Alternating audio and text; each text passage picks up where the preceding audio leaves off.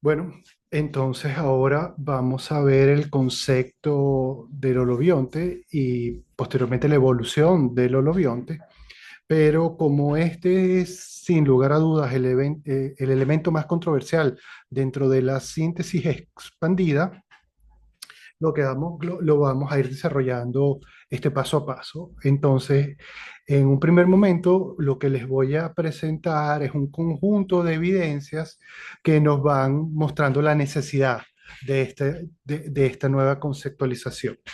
Entonces, bueno, lo primero que les quiero mostrar es este experimento, ¿verdad? Que tiene un diseño un poco singular. Entonces, fíjense, déjenme describírselo. Entonces, aquí lo que tenemos es un conjunto de materos, ¿verdad? En donde se sembraron unas plantas, todas las plantas iguales del mismo genotipo, ¿verdad? Pero algunas de estas plantas no tenían insectos ni en la parte superior ni en la parte subterránea. Algunas de estas plantas tenían insectos en la parte superior, algunas de estas plantas tenían insectos en las raíces y otros tenían en la parte superior y en las raíces, ¿no? Luego se eliminaron las plantas y se eliminaron los insectos y se sembraron nuevas plantas. Todas estas nuevas plantas estaban en las mismas condiciones, pero además ninguna tenía insectos. Sin embargo, lo que vemos aquí es la respuesta de estas plantas en términos de biomasa radical y en términos de concentración de alcaloides, que ustedes saben que son típicamente unas moléculas de respuesta al ataque de insectos. Y nosotros lo que vemos aquí es que las respuestas son diferentes dependiendo de cómo, de la condición en la cual se encontraban estos materos, pero en un estado anterior. Recuerden que si bien estos materos se utilizaron y se encontraban en diferentes condiciones, para el momento en que se hicieron estas mediciones ya todos estaban en las mismas condiciones. Es decir, todos tenían plantas y ninguna de estas plantas tenía insectos. Sin embargo, vemos una respuesta diferente. Y esta respuesta diferente en un primer momento era muy misterioso, intrigante a qué se debía a esta respuesta diferente, y esto se le llamó un legado, el legado del suelo, es decir, algo, porque lo único que es constante de una generación a la siguiente es el suelo que se encontraba en estas macetas, entonces a esto se le llamó el legado del suelo. Hoy en día nosotros sabemos que ese legado se debe a la acción del microbioma, es decir, del conjunto de microorganismos que viven en el suelo y con los cuales, por ejemplo, las plantas interactúan. Entonces, hoy en día sabemos que la composición de este microbioma está estrechamente relacionada con la salud de las plantas. Y de hecho hay, hay líneas de investigación que están orientadas a utilizar el microbioma para adaptar a las plantas a los efectos del cambio climático. Por ejemplo, colectando microorganismos que se encuentren en suelos, por ejemplo, si uno se encuentra en una localidad y los modelos climáticos plantean que esta localidad por el cambio climático se va a ir haciendo cada vez más árido, uno podría colectar microorganismos que se encuentren asociados a plantas, microbioma de plantas, que se encuentren en zonas áridas para ayudar a adaptar a plantas que están en unas zonas que se van a ir volviendo áridas a los efectos del cambio climático. Y esto es algo que es un campo de investigación muy importante y muy activo dentro de lo que se conoce como agricultura regenerativa.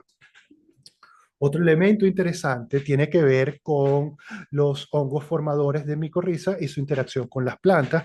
Nosotros sabemos que esta es una interacción mutualista donde las plantas se benefician porque los hongos permiten que exploren y busquen agua en zonas más profundas del suelo y más distantes. También ayudan a las plantas a tener acceso al fósforo. Pero y eso es lo que tradicionalmente uno piensa que son los efectos positivos que tienen los hongos formadores de micorriza sobre las plantas, pero recientemente nos hemos ido enterando de que hay un conjunto de otras cosas que ocurren. Por ejemplo, Si uno, una cosa que ocurre es que plantas diferentes, individuos diferentes, se pueden conectar entre sí a través de las hifas de los hongos que forman micorrizas. Es decir, a través de las hifas se forma un continuo, un canal de comunicación entre las plantas. Y una cosa que se pueden comunicar unas a otras es que, por ejemplo, si una planta está siendo atacada, si es el alimento de algún insecto, por ejemplo, de un áfido, esta información, ¿verdad?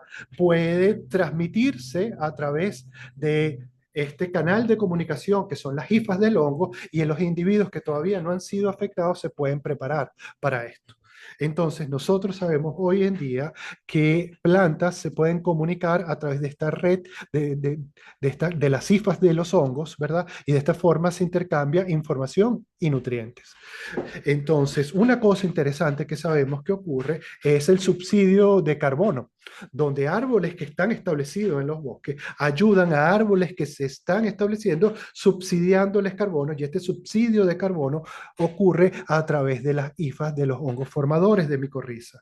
Y de hecho, una cosa que ocurre que es muy interesante es que estas continuidades a través de las hifas de los hongos ocurren entre árboles de especies diferentes, y de hecho se terminan formando grandes redes en los bosques que comunican a diferentes individuos, y en donde a través de las cuales ocurren diferentes interacciones, no solamente mutualistas, por cierto. Y a esto, en su conjunto, se le ha dado este nombre que yo considero apropiado.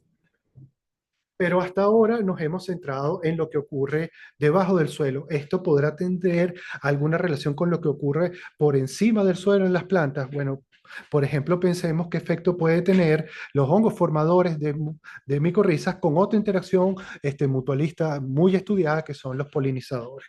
Y entonces, en esta investigación, nosotros lo que observamos es que la presencia de hongos formadores de micorrizas incrementa, vean ustedes esto que es singular, incrementa el número de polinizadores que visitan a las plantas.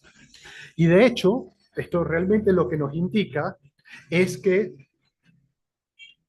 entre los microorganismos que están en el suelo y los microorganismos que se encuentran sobre las plantas se forman un conjunto, se forma una red, ¿verdad? Y esto va a ser muy importante para el concepto del holobionte, pero sobre redes vamos a hablar mucho, pero más adelante. Ahora quiero hablarles de otro elemento que es clave, que son los que se conocen como los organismos endófitos. Estos son microorganismos que se encuentran en el interior del cuerpo de las plantas y que las ayudan a un conjunto importante de funciones. Por ejemplo, las ayudan a soportar condiciones de estrés. Este, por ejemplo, el estrés que producen las plantas, la llegada de algún patógeno. Y estos microorganismos endófitos son, de hecho, representan una revolución dentro del manejo ecológico de plagas y enfermedades, porque resulta ser que son profundamente eficientes para regular las poblaciones de patógenos y de organismos fitófagos en términos generales.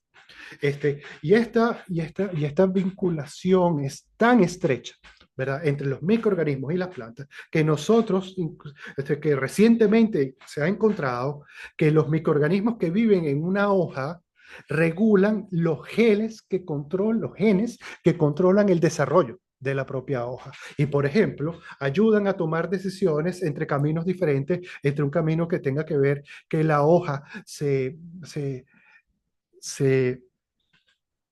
enfatice su crecimiento o que enfatice su defensa contra agentes patógenos o insectos, por ejemplo, fitófagos.